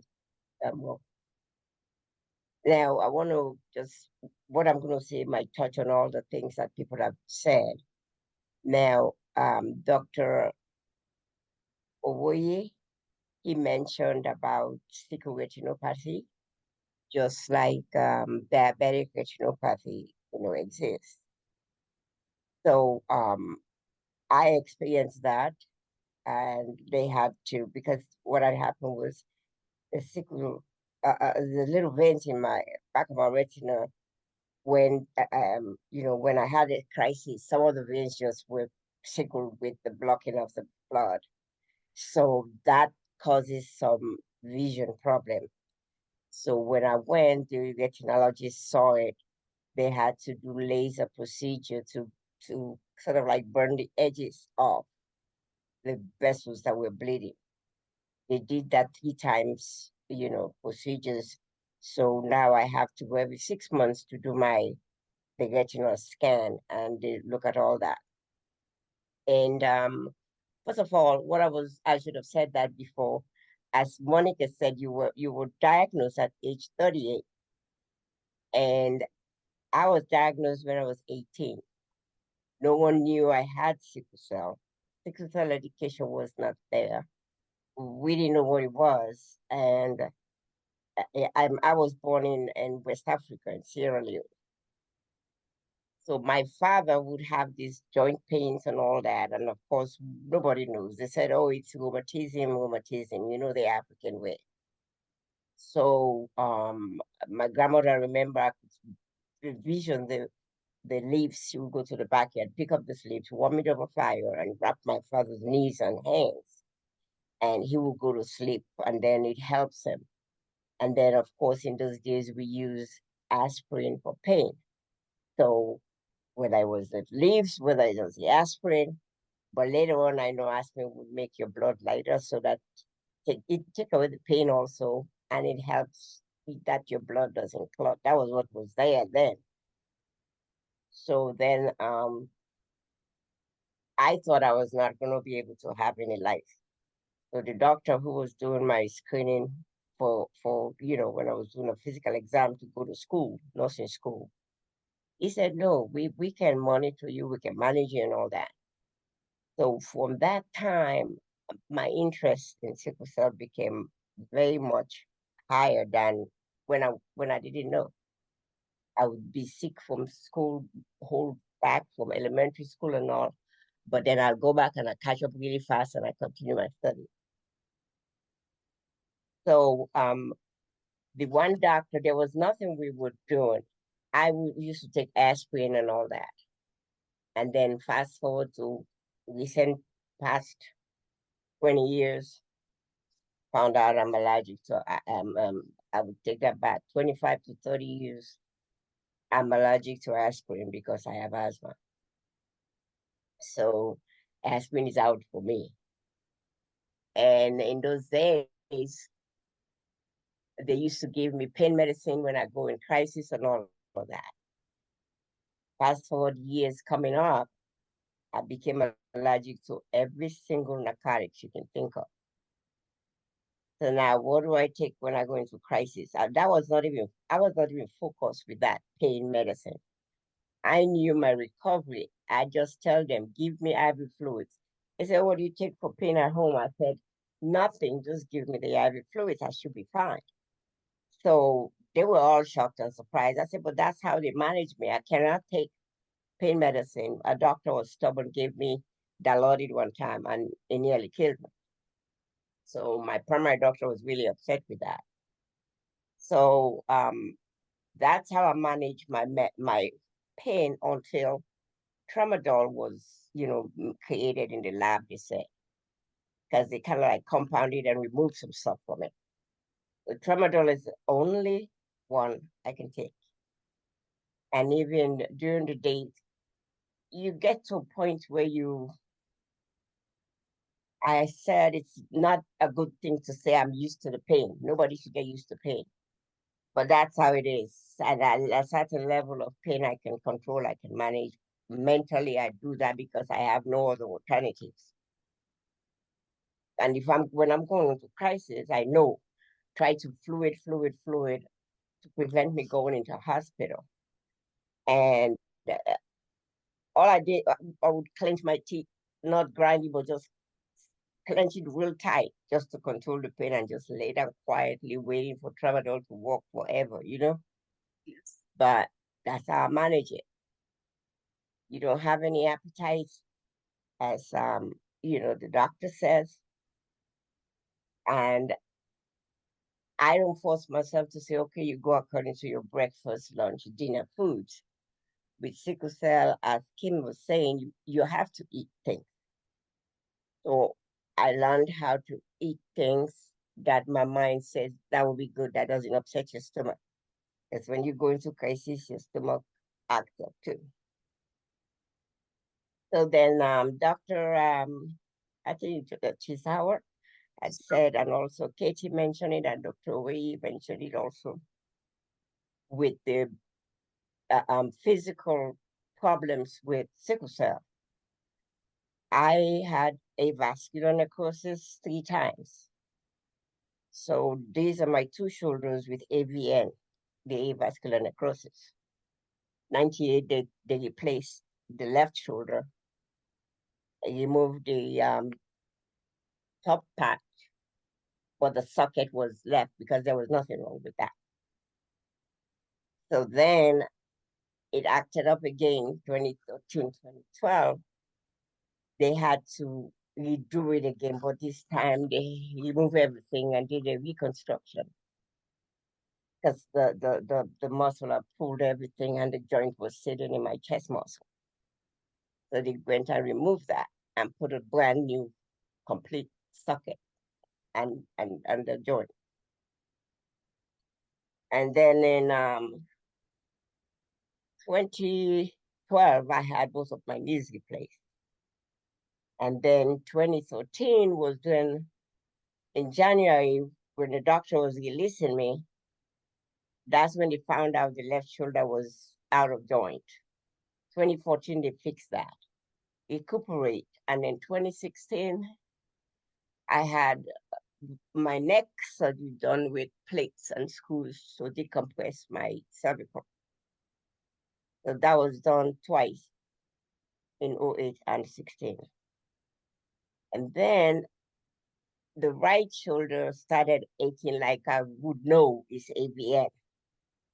When the doctor went, he said, oh, it's fine. And I went back, I said, this pain is not like strain or what. So you sure you're not in crisis? I said, no, that pain is distinguished. It is unmistakable. I'm not in crisis. So they went and did MRI. They found out AVN is beginning, but a stage. So they went and did a stem cell transplant, stem cell, took my blood, spin it, and put it back in. And that procedure is just like when you have the bone marrow transplant. But it is so difficult, it's so painful to get over. Because they take your own blood and you kind of like the continuous flow of the marrow is interrupted. Because they take it from you and then they put it and spin it all the way till they get the what they call the fetal blood, fetal hemoglobin, and then put it back in the shoulder. Thank you so much, Alicia. We have 2 more hands that are up, and I know we're coming close to time. So thank you so much, Alicia. You're welcome. You're welcome. I'm sorry about that. No problem. Okay. Dr. David, Dr. Owe, you have your hand up. Okay, thank you very much. I was trying to respond to a question, but let me quickly just say 1 or 2 things. Thank you, Mrs. Alicia, and every other person that have presented. Thank you for your experience about sickle cell disorder and the issue of pain. Yeah, pain is one of the problems we'll deal with a lot. In fact, some people never get to detect that anyone in their family have sickle cell disorder until they present with a pain crisis. There's also a concept called chronic pain syndrome. Though it is not only sickle cell disorder that can cause it. In chronic pain syndrome, you have pain crisis occurring 3 times or 3 days or more than 3 days in a week. And so this is one of the reasons why at times you see people with sickle cell disorder, they think we easily addicted to pain medications. And sickle cell disorder can cause it. I even never knew right from medical school. It was when I was above 40 that I started experiencing chronic pain syndrome, chronic pain crisis. There are also other conditions related to chronic sickle cell disorder, like chronic pain syndrome. So in answering your question, there are information outside, some right, some wrong, some incomplete about sickle cell disorder, but there's not enough information. And unfortunately, even among healthcare workers, I remember when we did a presentation on chronic fatigue syndrome, most healthcare workers don't even know what it is. And there's little information. I had to go and find online from most of these organizations, public health organizations, CDC, WHO. And you discover that most of them, they talk about that the few organizations or literature that talk about chronic fatigue syndrome did not itemize sickle cell disorder as a cause, because there is little research that has been done globally in sickle cell disorder compared to other diseases. And then we had a presentation with a hematologist that have managed people with sickle cell disorder, and she was able to enlighten us that, yeah, chronic fatigue syndrome is a problem with sickle cell disorder. And I remember then at that presentation, we had people with sickle cell disorder from different parts of the world. KW, you were there, Monica, you were there. And when every one of us shared our experience, we saw that there is the similarity were the same. We all had that same pattern. So irrespective of where you are in US, you are in Middle East, you are in Africa, you are in Europe, we all with sickle cell disorder suffer chronic fatigue syndrome. And it all carried with the information that, with the evidence that there is limited information about sickle cell disorder and there is more research for it. Now, in the area of pain, I want to talk about some things. We have also limitation in pain medications for pain that we experience as people with sickle cell disorder. Now, let's not forget, for women especially, they have avascular necrosis, though especially of the head of the femur and the leg. Men with sickle cell disorder tend to have priapism. Priapism means prolonged, painful erection of the penis. I have suffered priapism before, and also it's a indication for using pain medications. I have had experiences in the past with a pain crisis whereby I used then the most potent pain medication, which was petidine. I'm not sure whether there's any other pain medication more potent than petidine now.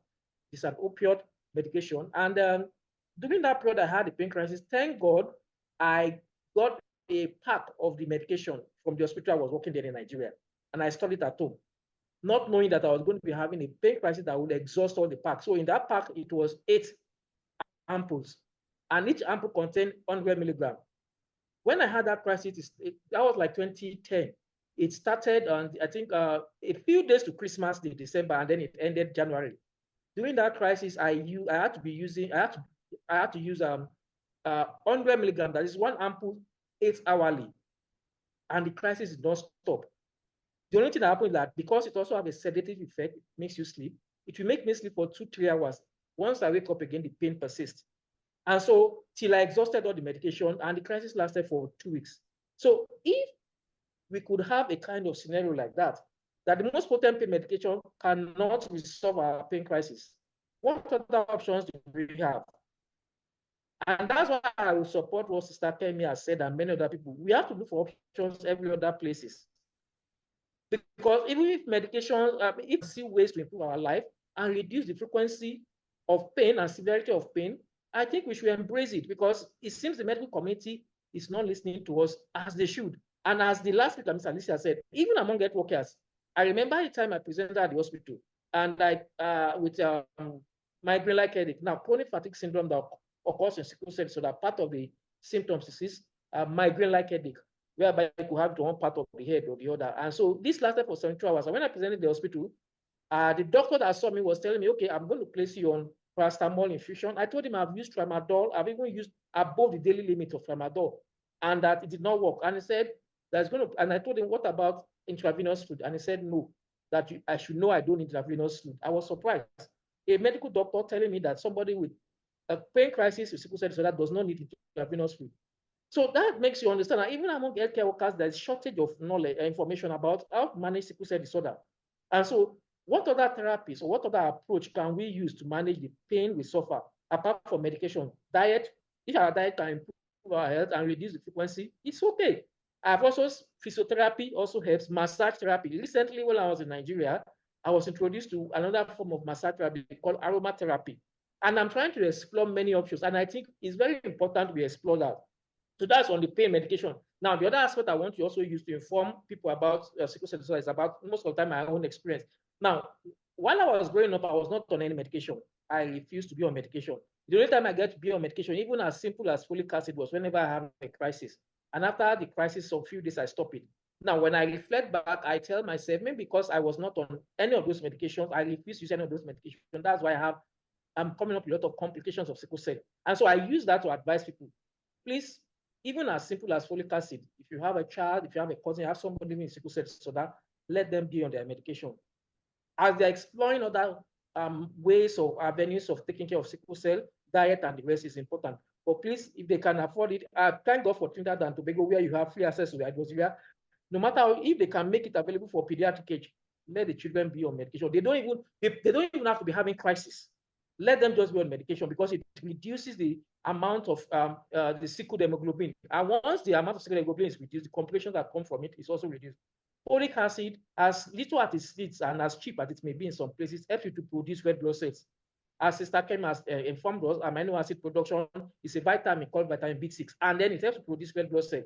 So let your children, if you know anybody, let their children be on folic acid. And you may escape a lot of complications that some of us have suffered as adults. You may. So let them start at very tender age. You don't have, I've had some parents say, though my child doesn't have any crisis, my child doesn't matter. Let them just be on those medications are to prevent. Maybe if I'd been using my medications while I was young, I would not have suffered many. Priapism, pica, retinopathy, central hearing loss. Recent, like 2-3 years ago, they told me about a new condition which causes lower back pain as spondylodegenerative changes of the lower vertebra. You have a chronic lower back pain. And so when I present the hematologist, I saw the neurosurgeon, he did MRI, he did CT scan, and he told me, oh, this is the diagnosis. And I asked him, does sickle cell disorder cause it? He said, no, that only age. But when I met my hematologist, she said, yes, that age and sickle cell disorder causes it. And I remember I shared my experience with some people, and people started saying, oh, I'll go and see my doctor because I've been having this chronic back pain. And they didn't even know what it is. Some were associating it to kidney problem. And I made them understand that when you're having a kidney problem, it is not the lower back pain you have. The pain you have is more on the loin, the lumbar side, this part of the abdomen, not the back. So some people make a misdiagnosis of a lower back pain for a kidney problem. No, that's not where the kidney is located. The kidney is located on the side. So if they don't look properly and start properly, or if they don't even know that sickle cell disorder can cause that kind of problem, they will miss it. And so that's why we will have to say though there is a lot of information, there is still misinformation about sickle cell. And our narrative, as KW, my brother, have said, we need to start talking about our experience frequently so that people will know. So one of the things I also want to use that I need to talk to is that, please, if you know anybody with sickle cell disorder, no matter how young they are, let them start on their medication. Perhaps some of them will not suffer the things we have suffered. And I pray that will help them. Thank you very much. Dr. Chisawa, your hand is up. Rex. Yeah, thank you. Yeah, thank you for. I just want to add on what Dr. David has just said, because he said most of the things that I wanted to say. But from the community level where we come from, like in Africa, you know, information is very little. As much as there is so much information online, but how many people have got access to online or books in Africa? That's where the problem is. So if, for example, in Zambia, we have got cholera outbreak, we've got COVID outbreak. If you ask a 2-year-old baby, maybe a 3-year-old child, they will tell you what cholera is, because it's everywhere, on TV, on radio, everywhere there are posters. Like I said, sickle cell is the cause of admission, but how many people, the newly diagnosed patients know about sickle cell? You find that a lot of our patients or parents end up divorcing because they end up accusing they will end up accusing the woman, it's you who brought the disease in this family. So we've seen a lot of divorces occurring because of lack of knowledge in our setup here, because they'll say, no, the man didn't bring the sickle cell problem. For example, there was this couple, or a man left the wife because she had maybe 2-3 children with sickle cell, and then he went to remarry, and then again he went to marry without testing the new partner that they were trade, and then he found this problem. He also they also had another child, sickle cell disease. So we see that this person left the wife because of lack of knowledge about sickle cell disease. And then there are also stigma here in Africa, where people accuse that sickle cell is it's not an inherited disease, but it's something, gotten through witchcraft, you know, they were bewitched and all those things. So all those myths show that there's lack of knowledge. And then also, like the doctor said, amongst our health workers, they don't know how to manage sickle cell disease. It's also a problem because, for example, I received several calls from different parts of the country. How are we going to do this? Or patients will still complain, oh, the doctor didn't treat me well, they did A, B, C, D. Then sometimes when I just do some audits, audit some records from other doctors, we find that the patient was underdosed on hydroxyurea, because sometimes they don't know how to calculate the optimum dose. So all these things show that we don't have, people lack knowledge. So I would like to say that in conclusion, I'll just say there's so much knowledge knowledge that is there out there, but at community level, only a few people know about sickle cell disease, including some patients themselves. So we need to advocate. If we can have, we can do it like we have done for HIV. You know, every person in the community will know about HIV. Every person will know about cholera. HIV. Every person will know about COVID. Starting from as young as 3 years up to adulthood, even those people who are in the village, because we've seen posters in their local language, but how many posters have we seen in different local languages in different parts of Africa, including Zambia? There are few. So we need to work on the sensitization and dissemination of information to the grassroots, so that people with sickle cell disease are not marginalized. You know, those are some of the things that we see, like I've seen here also on people like on the issue of abusing drugs and all those things. How are we going to educate our patients on on these all things that people say people with sickle cell disease have got abused, they are denied pain medication, you know, all those things. Yeah. So it seems that there is little knowledge that we have. So how to manage the crisis? If we can do all those teachings, starting from our health workers, community workers, and the community at large, so we can do that. So there's little knowledge.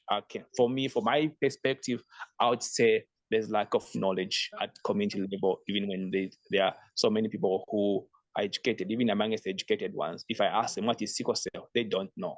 So I have seen it with my eyes here. Yeah. Thank you very much. Thank you so much, Rex. I greatly appreciate it. Thank you for presenting as well. Kimmy, I see that your hand is up.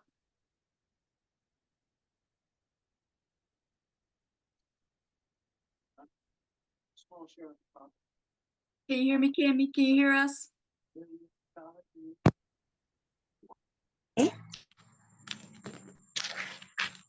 Can you hear me? We can hear you. Can you hear us?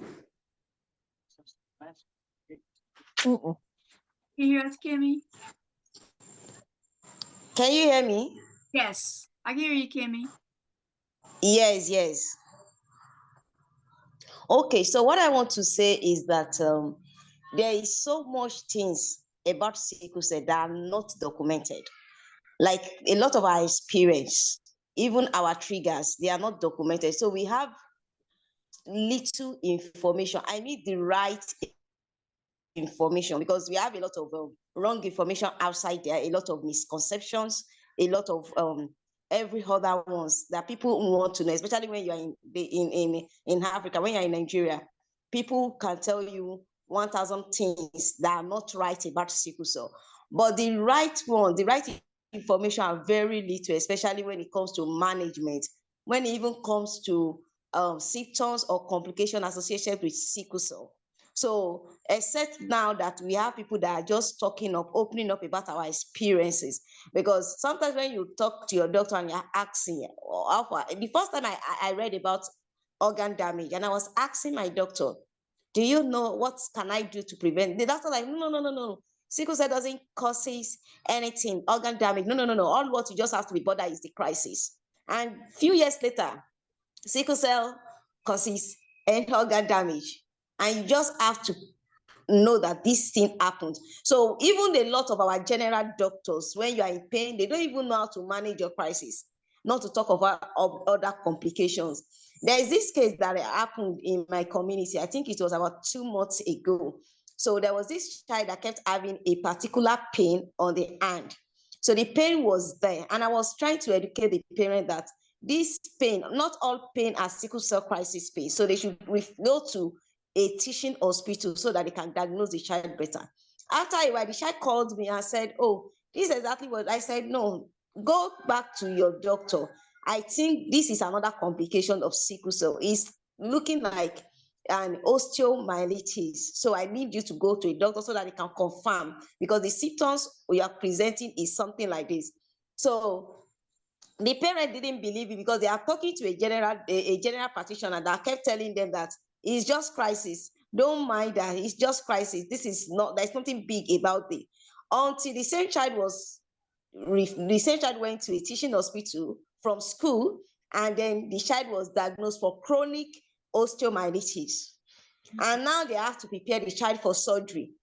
The child kept crying that I didn't think they actually listened and seek help at the earlier stage. It wouldn't have resulted in surgery. So, and this thing is very, very common among the health workers. And sometimes it means you to start questioning what you know about sickle cell, or what you have actually read about sickle cell. You start questioning yourself, like, am I right? Is this right? Not knowing that there is not enough information. So another thing I feel like we should be doing, like, is to maybe organize a frequent trainings, because there is no how, anyhow you want to manage sickle cell, you still go back to the health workers, you still go back to the doctors, you still go back to them. So if they don't have enough information, it's also going to affect the general community of people living with sickle cell. So we need to update the trainings and ensuring that people have access to the latest information in sickle cell management, and that will definitely help.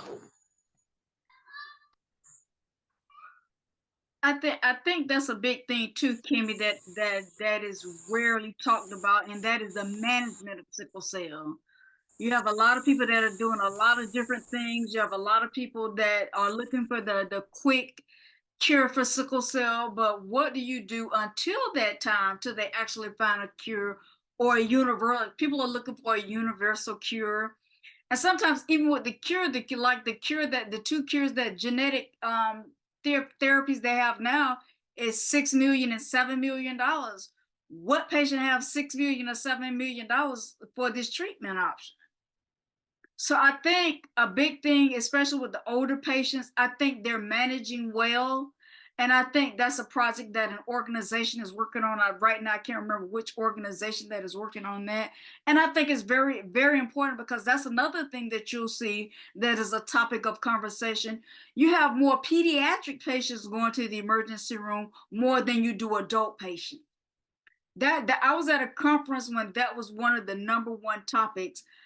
Why is it that more adult patients rarely go to the emergency room or rarely have to go to the doctor versus a pediatric patient? One of the things that I, as a patient that's getting ready to turn 50 years old in September, managing it is so important. What you eat, I do a lot of walking because I can't run. With sickle cell, you can't run. With congestive heart failure, there's a lot of things that you can't do, but I can walk. Like in the month of February, I set the goal of walking 100 miles, and I did. That's walking 4 miles a day, just taking my time, walking at my own speed, not walking with anyone else. Also, what I've been going through in February, and it's going to end at the end of March, is I've been going through physical therapy for that avascular necrosis in the hip, because the goal is not to have to do surgery. And that's one of the things that they don't talk about. This is my second time actually being in physical therapy. The first time I was in physical therapy was for severe lower back pain. So I went through that. They taught me different techniques to I'm sorry, my computer's about to die, but they taught me different techniques and exercises to help me with my lower back. Now they're teaching me different techniques to work on strengthening my hip. So all of that is a part of the management process. And the big thing about sickle cell is 2 things come with having sickle cell. Massive bone loss is a part of one of the complications that come with sickle cell, which is rarely talked about. And multi-organ failure is another thing that comes with having sickle cell disease, because if blood and oxygen isn't getting to certain parts of the body, damage is occurring at that time. So it's definitely important for people to continue to tell their story, share their story with their doctor and with their medical team to make sure things are being managed or prevented. That's one of the things that I do love about my primary care physician, is that he's also a preventive care physician. So there are a lot of exams that he do to avoid certain things, to make sure I don't become diagnosed with diabetes. I don't have high blood pressure. I don't have certain things. But the key again, which is what we all been talking about this whole event, is nutrition, which is something that some people like and some people don't like it, but to each person, to each his own, but it does plays an important part and an important role in your health. We have 10 minutes left, so I wanted to see if anyone had any questions before we closed out. I didn't see any questions in the chat section, but I did see a lot of comments. And definitely I want Kimmy and Dr. Owe to share their information about the different books that you have.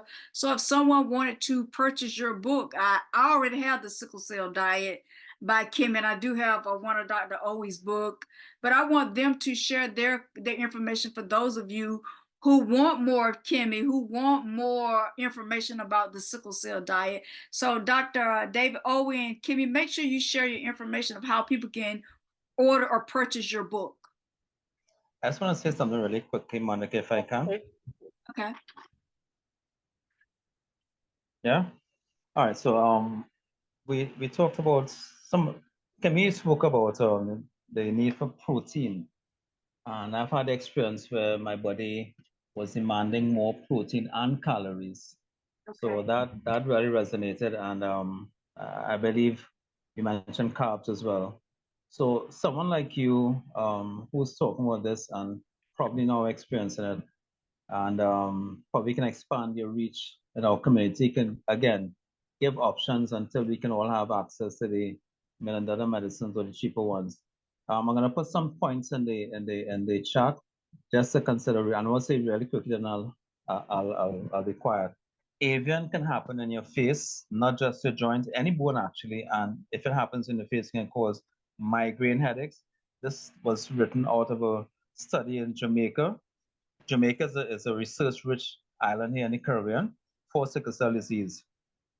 Someone mentioned trait today. Caregivers and trait to me are the most important points now evolving in sickle cell care, because caregivers are prone to the mental care issues, dealing with their cared for and themselves, and that is not readily talked about, and most of them would live with sickle cell trait, and trait can cause something called renal medullary carcinoma. I hope I'm pronouncing it correct.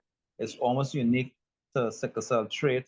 My brother Farandos here made that aware to me, and something called rhabdomyolysis, which could both cause death. Mindfulness, loosely used, using your mind to control your health. We can also look at those things. Monica, you need to have a 6-hour session. I don't know how else to say that to you. The percentage of S cells in the body, those of us sort of a sickle cell disease, I believe in electrophoresis can help to determine that. But if you can determine the level of S cells in the body, it can help you to manage your condition a little more accurately, because we can do all the pain medicine and so on. But if our body hasn't changed in terms of the levels of, if you live with well, like SC, like me, or people who have trait and have AS, sometimes the S is more than the A. I've heard those things, so we can research all those things. Tamika Moses is an extremely great resource for nutrition. Dr.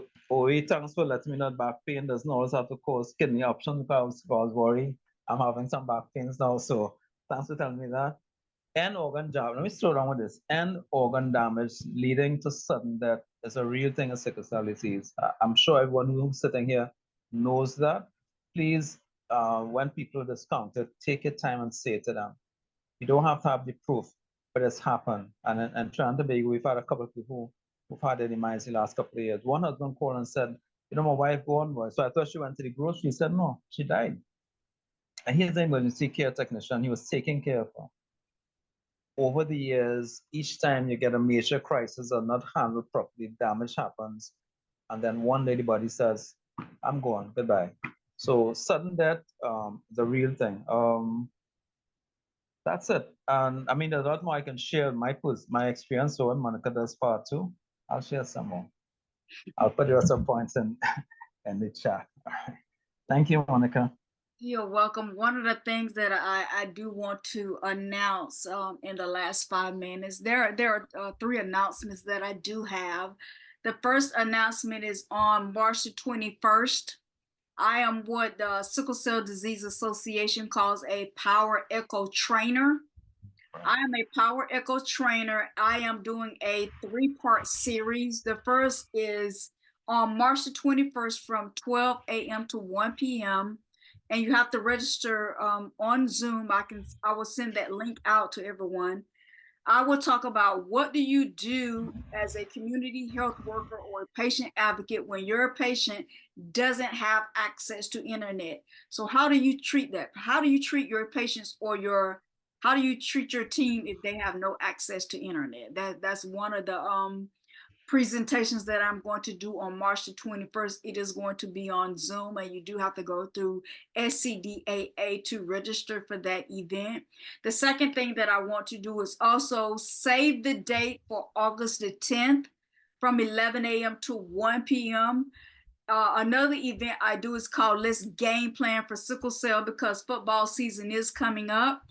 And the purpose of Let's Game Plan for Sickle Cell is one of my passions. And that is, during that event, we talk about the complications of sickle cell. Because one of the warriors that have transitioned, his biggest thing has always been most patients don't die from sickle cell disease itself, but they die from the complication of it. So that event is and it's going to be on Zoom again. I'm still working on confirmation on some of my presenters for that event. Is going to be August the 10th from 11 a.m. to 1 p.m. You definitely want to join that. I am going to make sure that event is on Eventbrite as well for people to register for, but definitely I'm a person with sickle cell disease and congestive heart failure. I know patients with sickle cell disease and acute chest syndrome, patients with sickle cell disease and diabetes, sickle cell and DVT, PE, sickle cell disease, and so many other things that they have that sometimes medical professionals aren't looking at, but it's definitely something that needs to be looked at. Definitely, if you have acute chest syndrome, is definitely something that your medical team need to look at. Massive bone loss, avascular necrosis. I've experienced that in the neck as well as in the hips. So once we get finished working on the hips, then they're gonna we're gonna do physical therapy on my neck to avoid having to do surgery for avascular necrosis, because a lot of patients experience avascular necrosis where they have to have shoulder replacement, hip replacement, and different things that are going on in their body. And I'm thankful again that my primary care physician said we're going to catch this as early as possible, as soon as you start showing the signs. And another thing that helps with that is a DEXA scan, which is the scanning of the bones that some doctors do it every year, some do it every 2 years, some do it every 3 years, some do it every 5 years. Different doctors do it different time based on each patient, as well as having an echocardiogram done. It's something I get done every January because of the heart failure, to learn the status of my heart. And a protein test is something my sickle cell specialists also do every year to make sure that everything is okay. They don't want to wait till it gets in the last stages. So if we can catch it in the early stages, that is the best thing. And the last echocardiogram I did, I haven't got the results from the last one due to various reasons. But I remember when I first started getting the echocardiogram, they said my heart was functioning at 55%. And the tech told me a couple of years ago, it went from functioning at 55% to 65%. So I'm thankful for that. He said, whatever you're doing, keep doing it. And I was like, every year I plan for a marathon, so I go walking every day. I try to get my 10,000 steps in. I don't do it all the time, but it is a daily goal to make sure I continue to walk, since I can't run, jog, or all of that without causing a sickle cell crisis to occur. So the third thing that I want to bring up also, I am going to email everyone a survey to see how we can improve this event. I know this is our 7th year of doing Come Hub with us, but I want to see SWGA, and it's just not Monica, it's a team of us.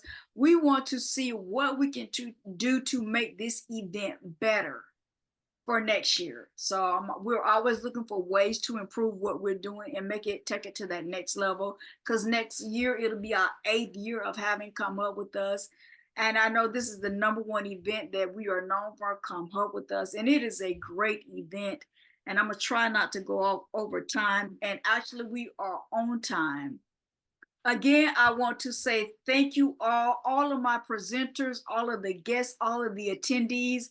I want to say heartfelt thank you for attending this event. I want to thank you for the dialogue. I want to thank you for the conversation and the information that everyone shared. And I'm definitely grateful for patients that are on here to continue to learn more, share their information, and network with the doctors that are on here. That's another thing about SWGA Sickle Cell Awareness. We are a resource organization to make sure patients and caregivers and people that are connected to sickle cell patients get everything they need for themselves as well as their loved ones concerning sickle cell disease. And I want to thank you all for joining me on this Saturday morning, afternoon, or evening, wherever you're watching from. And that is all. So I want to say thank you again. And you all have a wonderful day. Goodbye. Thank you. Thank you.